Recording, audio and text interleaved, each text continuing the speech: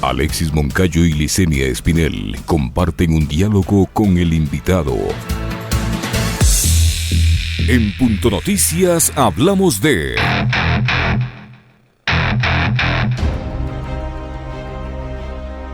En la Asamblea Nacional acusan a los anteriores gobiernos de la supuesta quiebra del Fondo de Salud del Instituto Ecuatoriano de Seguridad Social. Señalan que el incremento de beneficios sin financiamiento agudizó las complicaciones económicas del instituto.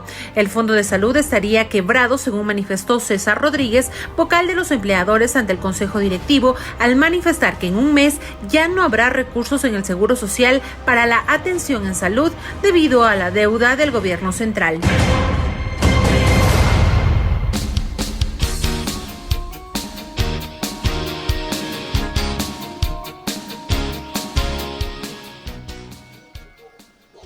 8 de la mañana con 34 minutos, 8:34 en Punto Noticias, primera emisión. Saludamos a esta hora con el economista Víctor Hugo Villacrés, docente universitario, expresidente del Consejo Directivo del IES y analista económico que está ya con nosotros. ¿Cómo está, economista Villacrés? Buenos días, bienvenido. Le saludamos a Alexis Moncayo, quien le habla, Licenia Espinel. Usted escuchó en la introducción, resulta que el Fondo de Salud ya no tiene recursos más que para 30 días. Eso lo ha señalado el representante de los empleadores, una persona que está allí varios tiempo cumpliendo esa función y que resulta que ahora, faltando un mes, dice que no hay fondos, no hay recursos en este fondo de salud.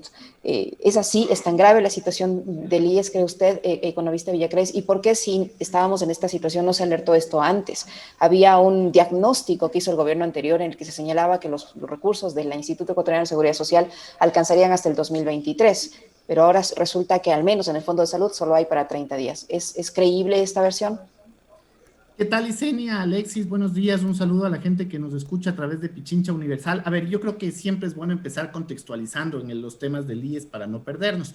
El IES, como tal, es un holding de seguros. Administra 5 seguros. En el caso de hoy vamos a hablar solamente del seguro de salud.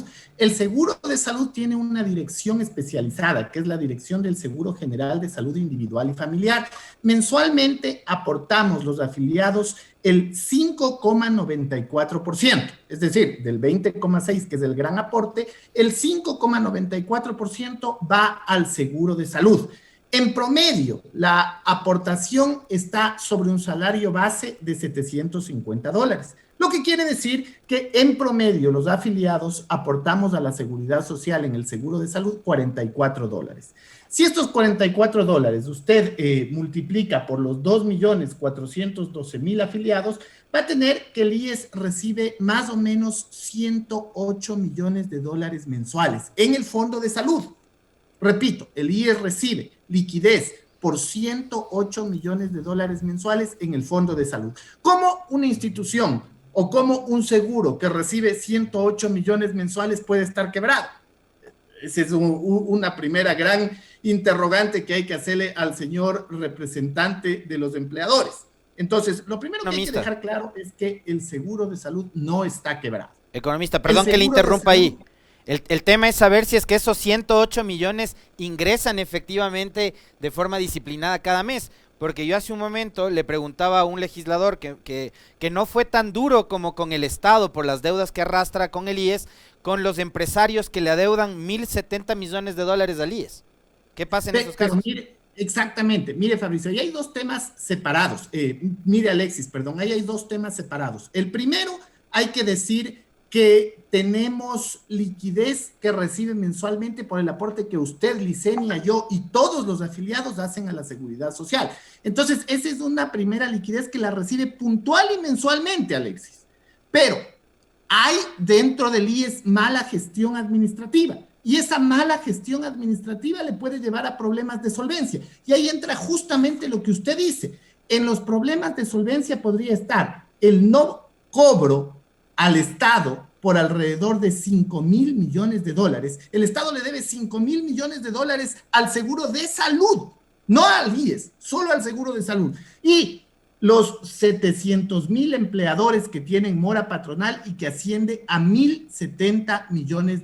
¿Qué es eso? Eso es mala gestión administrativa. El no cobrar esos recursos es mala gestión administrativa que podría llevarle a un problema de solvencia futura. Pero seamos claros, el IES recibe 108 millones de dólares mensuales de liquidez del aporte de los afiliados, suyos, míos y de todos los que estamos afiliados a la Seguridad Social.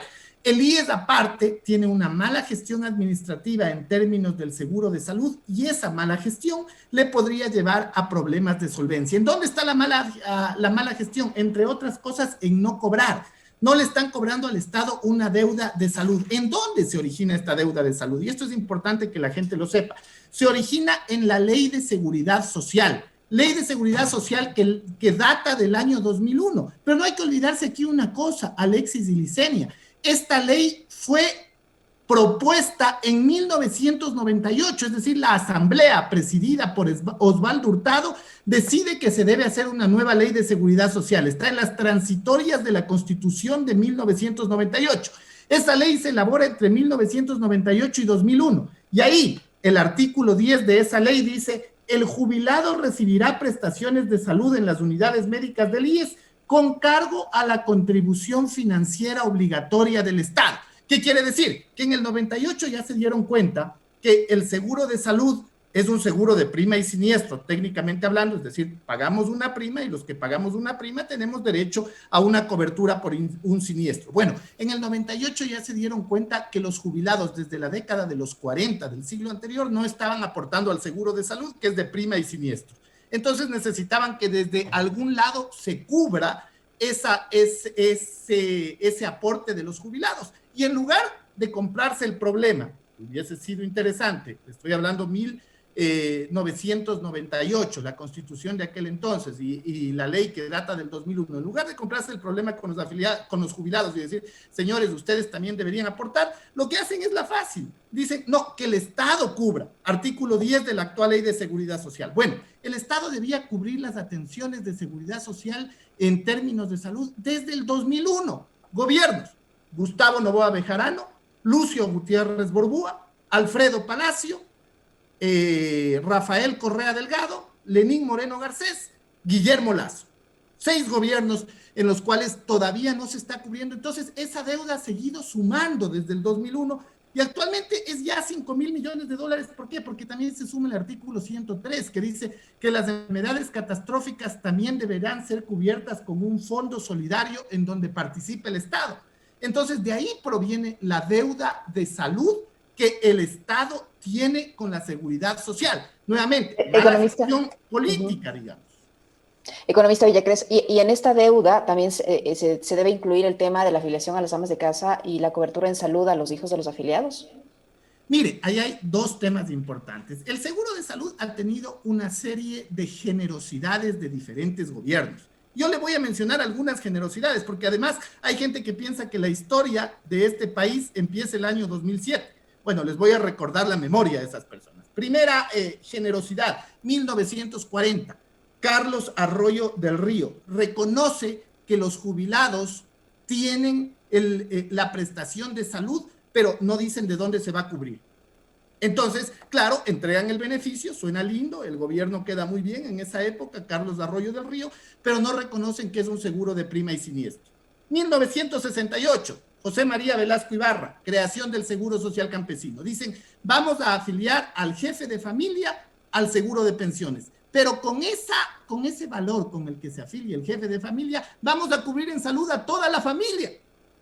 ¿Sí me explico? Es decir, un afiliado se afilia al Seguro Social Campesino, el jefe de familia, y con eso se cubre a toda la familia. Otra generosidad de los gobiernos de turno. Siguiente generosidad, también en la década de los 40 más o menos, se incluye el hecho de que los niños menores de 1 año, es decir, los niños de hasta 12 meses, puedan atenderse en el seguro de salud sin pagar una prima. Ojo, le estoy hablando 1940, el siglo anterior, gobierno de Arroyo del Río. Lo que pasa es que los actuales políticos solo se acuerdan de la resolución del 2009 del Consejo Directivo, la 265, que amplía la cobertura y dice ya no van a ser solo los menores de 12 años, van a ser los menores de 6 años. Y después se amplía la cobertura, el 2011, en la 357 dice, ya no van a ser los menores de 6, van a ser los menores de 18. Pero todas estas generosidades vienen de varios gobiernos. Y hay que reconocer aquí un tema que es importante, Licenia. El artículo 363 de la Constitución Política de la República del Ecuador, numeral 2, dice que el Estado será responsable de universalizar la atención de salud. Entonces, ¿a quién le corresponde universalizar la atención de salud? Al Estado.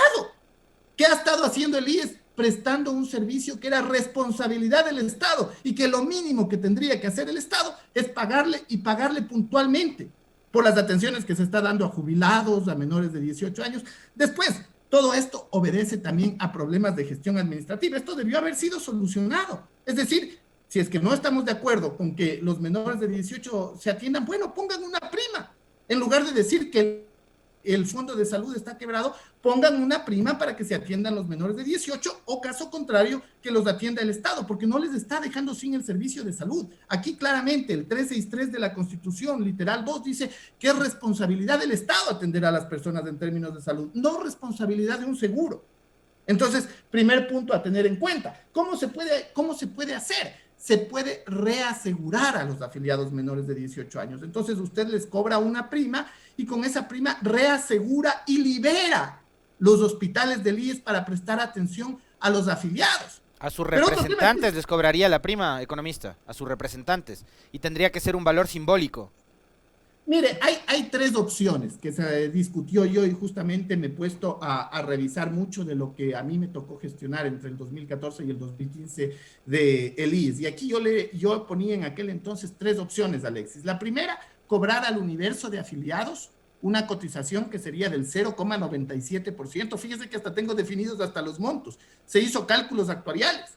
La segunda, afiliados con hijos menores de 18 años serían los que cotizan, el resto no cotiza, ahí ascendería a 1,35. Y la tercera sería que solo de manera voluntaria los padres de familia que quieran que los hijos se atiendan, paguen una prima que sería parecida a la que pagan los cónyuges, sean hombres o mujeres de los afiliados, que es el 4,45%. Esto ya está reposa en los libros de la historia de la seguridad social. Sin embargo, no se ha tomado la decisión de cobrar esta prima a los menores de 18, y es más, estaba conversado con un seguro que pertenecía en esa época y que sigue perteneciendo al menos en estos días todavía al Estado, para que exista un reaseguro. Es decir, que el IES no se haga cargo de atender a los menores de 18 porque había un colapso de los hospitales del IES. Entonces se hablaba de generar un reaseguro, obviamente con las condiciones que tiene el reaseguro, con ciertas limitantes, porque es otro tema importante a decir. Aquí el seguro de salud del IES es el único seguro, escúchese bien, en el Ecuador, que primero tiene cobertura ilimitada. No importa que la enfermedad que usted tenga, Dios no quiera, cueste 1 millón o 100 millones, igual le va a cubrir el seguro. Le puede mandar al extranjero si es que no existe atención a nivel local. Entrega de medicamentos. El seguro atiende enfermedades catastróficas, enfermedades raras. Inclusive, debido a este tema que hay de la universalización, se dejó de analizar un examen de preexistencias, lo que quiere decir que la gente se afilia ahora y a partir de los 6 meses de afiliado puede recibir el servicio de salud y a partir de los 12 meses el servicio por maternidad. Entonces, este tipo de cosas no le da ningún otro seguro y es inconcebible que se diga que el seguro de salud está quebrado cuando tiene liquidez, tiene una mala gestión y esa mala gestión le puede llevar a un problema de solvencia. Economista Villacrés, ¿por qué cree entonces que si el seguro tiene liquidez, si es un seguro que recibe dinero, que no está quebrado, se esté ahora vendiendo esa versión de que ya en 30 días es el colapso total y no hay un centavo para el Fondo de Salud de la Seguridad Social? ¿Qué hay detrás de este tipo de versiones? ¿Qué es lo que se busca hacer con esto? Veo probablemente dos respuestas a su pregunta, Licenia. La primera, y siendo enfático, que se está creando un framing, un encuadre para buscar la privatización de la seguridad social. Entonces están diciendo, el Fondo de Salud ya no tiene recursos, está quebrado y entonces no existe otra solución mejor que entregar a las aseguradoras privadas. Mentira, señores, 108 millones de dólares mensuales que tienen que ser bien gestionados, bien administrados, tiene que cobrarse la deuda que tienen los empleadores, la deuda que tiene el Estado con la seguridad social en términos de salud, y el seguro de salud puede vivir no 10 ni 20, puede vivir 50 años más. Y la segunda, que no quieren meterse en temas políticos de gestión, porque la gestión administrativa, al igual que la gestión de fiscalización y de regulación que tiene el Consejo Directivo requieren de toma de decisiones urgentes. Entonces, estamos planteando, por ejemplo, esto que hemos conversado hoy día, ¿qué pasa con la cobertura de los menores de 18? Bueno, va el Estado a cubrir, entonces que nos diga cómo y cuándo va a cubrir. O caso contrario, habrá que pensar en una prima porque el proceso de universalización lo tiene como responsabilidad del Estado. Segundo, hay que trabajar muchísimo en salud preventiva. En el Estado, en el IES se trabaja muchísimo en salud curativa. Bueno, hay que trabajar en promoción y prevención. ¿Cómo se puede hacer la promoción y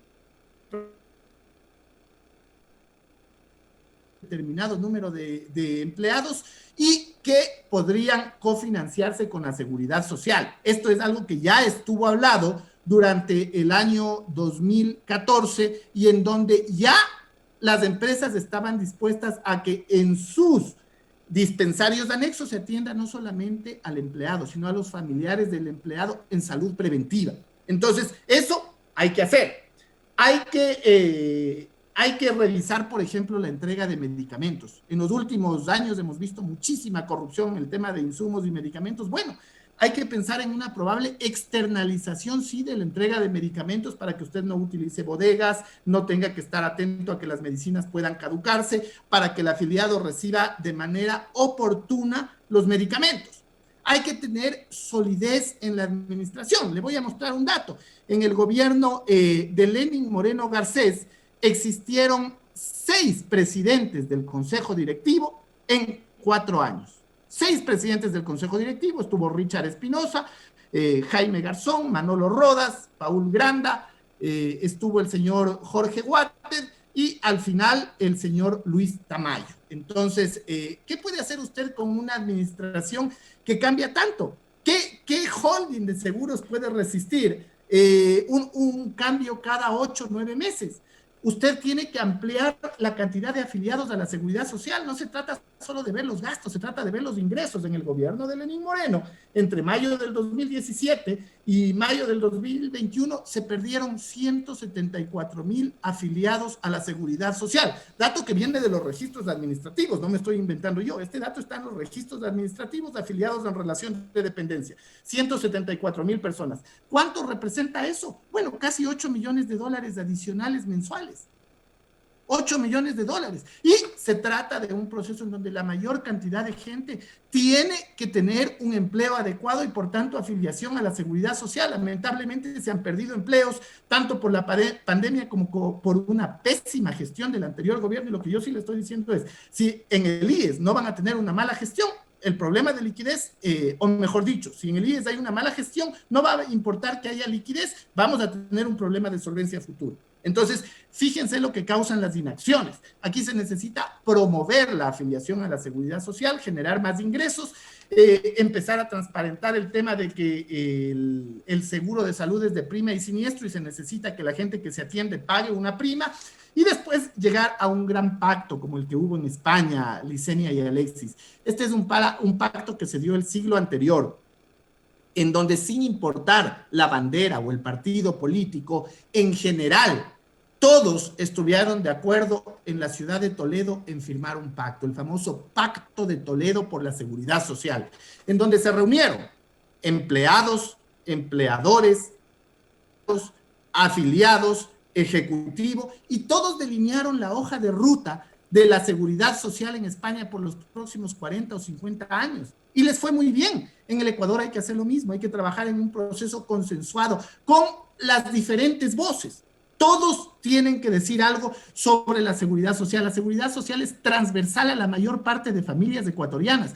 Todas las familias tienen al menos un afiliado, un jubilado a la seguridad social y entonces hace que transversalmente afecte cualquier medida que se tome a todos los hogares. Decía Otto von Bismarck en el siglo XIX, la seguridad social es la única institución que acompaña al ser humano desde que nace, porque muchos nacimos en la seguridad social, posteriormente, porque muchos tenemos atenciones, fíjese, hasta ahora hay cobertura hasta los menores de 18, cuando usted entra en la vida laboral, y después de la vida laboral cuando se jubila e inclusive en la muerte y después de la muerte a través de sus deudos. Esa es la institución, ese es el seguro social, esa es la institución en la que hay que quererla, hay que respetarla. Yo voy a poner sobre la mesa un tema que es complejo, pero que yo lo he venido estudiando. Fíjese, normalmente las personas aportamos a la seguridad social sobre nuestro salario en relación de dependencia. Sin embargo, no todas las personas ganan únicamente el salario en relación de dependencia. Es decir, cuando usted hace la declaración del impuesto a la renta, cuando el 107 usted consolida en el 102 del impuesto a la renta, usted pone todos los otros ingresos adicionales que ha tenido, además del ingreso por su trabajo en relación de dependencia. ¿Cuántas personas aportan sobre los ingresos adicionales? Si usted hace cuenta de eso, cero. Cero personas aportan sobre los ingresos adicionales. Le vamos a querer a la seguridad social, queremos que nos dé un buen servicio, queremos que sea oportuno, queremos que tenga jubilaciones dignas. Bueno, pensemos que en los países desarrollados con los que nos gusta compararnos, Suiza, Finlandia, Noruega, Estados Unidos, se aporta sobre todos los ingresos que perciben las personas. Situación harto compleja y que seguramente a muchas personas que escuchan no les gustará porque dirá, mi salario en relación de dependencia es 30,000, pero si es que le sumo lo que tengo de manera independiente, ya hago 50,000. Pero entonces eso es quererle a la seguridad social. A la seguridad social hay que reconocerle y aportarle todo lo que se tiene que aportar. El seguro de salud nace en la seguridad social en 1937 y la seguridad social data de 1928. Es decir, el seguro de salud vino algunos años después. La seguridad social va a cumplir 93 años, mientras el seguro de salud va a cumplir 84 años. Los dos tienen liquidez y tienen la posibilidad de, con una buena gestión, sostenibilidad de largo plazo. Pero ¿qué es lo que falta aquí? Voluntad política y voluntad de los diferentes elementos que forman parte del consejo directivo. ¿Cómo puede haber una declaración de un representante de los empleadores que le diga que el seguro es parado? Entonces, ¿qué hace en el consejo directivo? Legislando y fiscalizando cuando se pueden hacer todas estas cosas. O sea, yo me veo en estos micrófonos de economista diciendo, estamos últimos en el rating, más o menos. No sé qué hacemos aquí. Oiga, pero a ver, lo que a mí me preocupa es si es que, pero no es así, estamos entre las 3 primeras radios más escuchadas de Quito y entre los 3 medios digitales más vistos y escuchados del Ecuador, lo cual además nos pone siempre en el top. Les agradecemos mucho a todos quienes nos ven y nos escuchan de paso. A mí lo que me preocupa es si vamos a generar reformas laborales que apunten a flexibilizar los contratos, que apunten a los contratos por horas, que apunten nuevamente a volver a que los trabajadores tengan que facturar, que ya no se afilien al IES, etcétera. Digamos, esa cortina de humo que se va a generar de la supuesta reactivación de la que ayer ya hablaba un periodista, ¿no? Que le pagan creo que $25,000, entonces ahí sí puedo hablar de reactivación. Pero ¿qué pasa con los trabajadores que ganando $300, $400 y facturando no cotizan en el IES, economista? Ahí no va a haber recuperación del Instituto Ecuatoriano de Seguridad Social.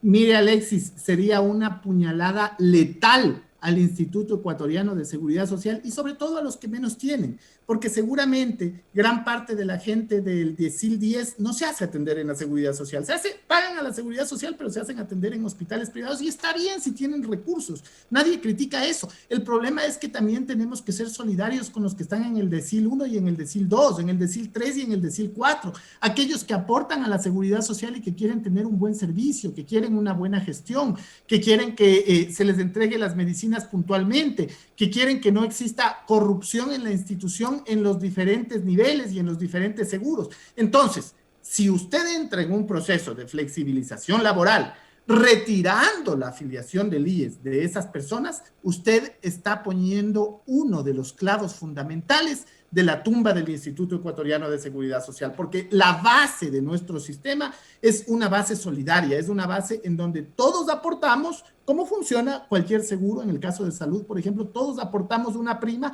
para que se atiendan aquellos que sufren una siniestralidad. Yo en los 30 años de afiliado nunca me atendí. Bendito sea Dios que no haya tenido ninguna siniestralidad. Y si pudo atenderse en otro lado, bueno, esa fue su decisión. Pero lo importante es que usted estaba protegido. La idea de un seguro de salud es proteger su salud. ¿Por qué?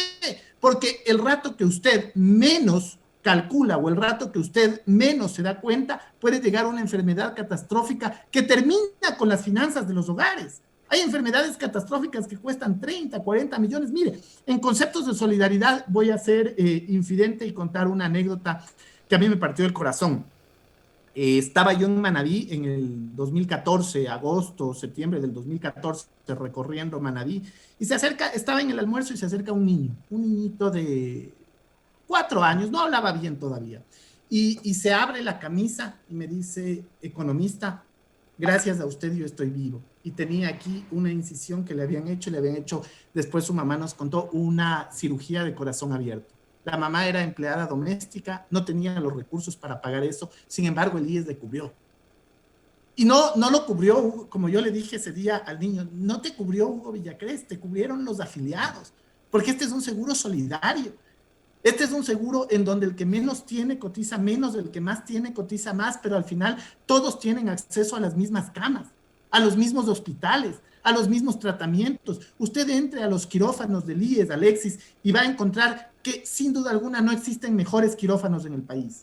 Y esto no es denostar o denigrar al sector privado, pero la inversión que realiza la Seguridad Social en términos de quirófanos, yo la he visto de primera mano, no la tiene nadie. No la tiene nadie. Entonces, sí puede tener dificultades, pero el IES tiene el aporte de los afiliados y sobre todo debe tener un corazón solidario. Y ese corazón solidario es el que debe caminar hacia que generemos una política que nos permita que en el tiempo esta institución tan amada, tan querida por las familias ecuatorianas pueda sostenerse, pero pueda sostenerse como hasta ahora en los diferentes seguros, de una manera solidaria, de una manera en donde se entreguen recursos y los recursos se destinen en efecto a las personas que más lo necesitan. Economista Villacrés, para finalizar, es el mejor momento, es oportuno que este tema sea trasladado a la Asamblea Nacional. Ya se escuchan voces de que dicen que se va a fiscalizar, que se va a buscar a los responsables de esta situación y como usted ha señalado y ha hecho esta retrospectiva desde dónde comienza el problema. Lamentablemente para este sector político el problema nace y comienza en el 2007. Entonces es oportuno trasladar este tema a la Asamblea Nacional cuando es un tema absolutamente técnico como usted lo ha expuesto. ¿Y qué ganamos con hacerlo?